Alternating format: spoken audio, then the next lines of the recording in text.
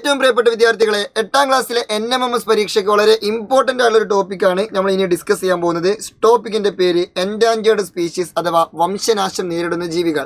പേരിൽ തന്നെ നിങ്ങൾക്ക് മനസ്സിലാവുണ്ടാവും, വംശനാശം നേരിടുക. എൻഡാഞ്ചേർഡ് സ്പീഷീസ് എന്നുള്ളതുകൊണ്ട് എന്താ ഉദ്ദേശിച്ചത്? ആ ജീവികൾ ഇപ്പോൾ ലോകത്തിൽ വളരെ കുറഞ്ഞ എമൗണ്ട് മാത്രമേ ഉള്ളൂ. എന്തെങ്കിലുമൊക്കെ ഒരു പ്രശ്നം സംഭവിച്ചു കഴിഞ്ഞാൽ ആ ജീവികൾ ലോകത്തിൽ നിന്ന് മൊത്തത്തിൽ ഇല്ലാണ്ടായി പോകും. പണ്ട് ദിനോസറുകളൊക്കെ ലോകത്തിൽ നിന്ന് പോയ പോലെ മൊത്തത്തിൽ ഇല്ലാണ്ടായി പോകും. അത്തരത്തിലുള്ള ജീവികളാണ് ഇത് എൻഡാഞ്ചേർഡ് സ്പീഷീസ് അഥവാ വംശനാശം നേരിടുന്ന ജീവികൾ.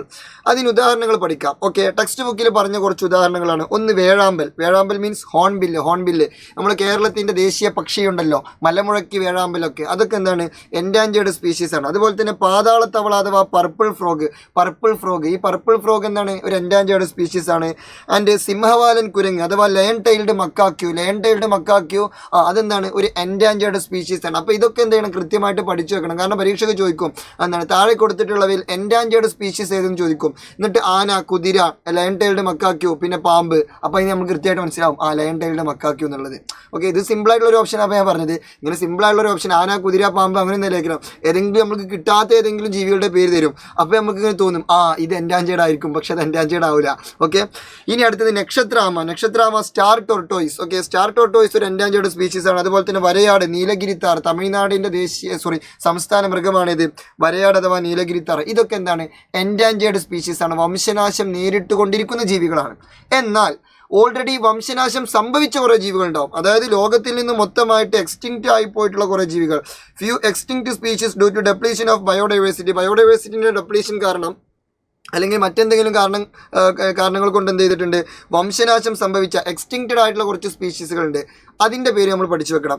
ഒന്ന് ഡോഡോ പക്ഷി. രണ്ട് പാസഞ്ചർ പീജിയൻ്റെ മലയാളം സഞ്ചാരിപ്രാവ്. മൂന്നാമത്തേത് കോഗക്ക് മലയാളമൊന്നുമില്ല, അതിൻ്റെ മലയാളം ഇംഗ്ലീഷൊക്കെ സെയിം തന്നെയാണ്, കോഗ. നാലാമത്തേത് ദിനോസറുകൾ. 5 മേമോത്തുകൾ. ആനയുടെ ഒക്കെ അതേ ഒരു ഷേപ്പുള്ള ഒരു സാധനമാണ് മേമോത്തുകൾ. അപ്പോൾ ഇവരൊക്കെ എന്ത് ചെയ്തിട്ടുണ്ട്? ലോകത്തിൽ നിന്ന് എക്സ്റ്റിങ്ക്റ്റഡ് ആയിട്ട് പോയിട്ടുണ്ട്. അപ്പോൾ പരീക്ഷയ്ക്ക് ചിലപ്പോൾ ഇങ്ങനെ ഒരു ക്വസ്റ്റ്യൻ ചോദിക്കാം, താഴെ കൊടുത്തിട്ടുള്ളവയിൽ എക്സ്റ്റിങ്ക്റ്റ് ആയി പോയിട്ടുള്ള ജീവി ഏതെന്നുള്ളത്. എന്നിട്ട് ആദ്യത്തെ ഓപ്ഷൻ പാതാളത്തവള, 2 വേഴാമ്പൽ, 3 നക്ഷത്രാമ, 4 ഡോഡോ. അപ്പോൾ നമ്മൾ ഏത് കറുപ്പിക്കണം? ഡോഡോനെ കറുപ്പിക്കണം. സംശയ ആ രീതിയിലാണ് ക്വസ്റ്റ്യൻസ് വരിക. ഓക്കെ, ഇനി നമ്മൾ ഡിസ്കസ് ചെയ്യാൻ പോകുന്നത് റെഡ് ഡാറ്റ ബുക്കാണ്. അതെന്ത് ബുക്കാണ് സാർ? റെഡ് ഡാറ്റ ബുക്ക് ഞങ്ങൾ ബയോളജിൻ്റെ പുസ്തകം, കെമിസ്ട്രീൻ്റെ പുസ്തകം എന്നൊക്കെ കേട്ടിട്ടുണ്ട്. പക്ഷേ റെഡ് ഡാറ്റ ബുക്ക് അതങ്ങനെ ഒരു പുസ്തകം. ആ പുസ്തകത്തിൻ്റെ പ്രത്യേകത എന്ന് വെച്ചാൽ ഈ red data book is a document. അതൊരു ഡോക്യുമെൻ്റാണ് published by the International union for conservation of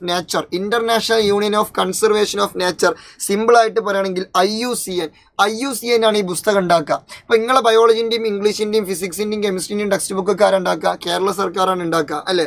ഇനി CBSE പഠിക്കുന്ന കുട്ടികളുടെ ടെക്സ്റ്റ് ബുക്ക് നാഷണൽ സർക്കാർ, NCERT ആണ്, നിങ്ങളുടെ XCERT ആണ്. ഓക്കെ, അപ്പോൾ അതേപോലെ അതിനൊരു പബ്ലിക്കേഷൻസ് ഉണ്ടാവും. ഇതുപോലെ റെഡ് ഡാറ്റ ബുക്ക് പബ്ലിഷ് ചെയ്യുന്ന ഒരു സംഘടനയാണെന്ത്? IUCN, international union for conservation of nature.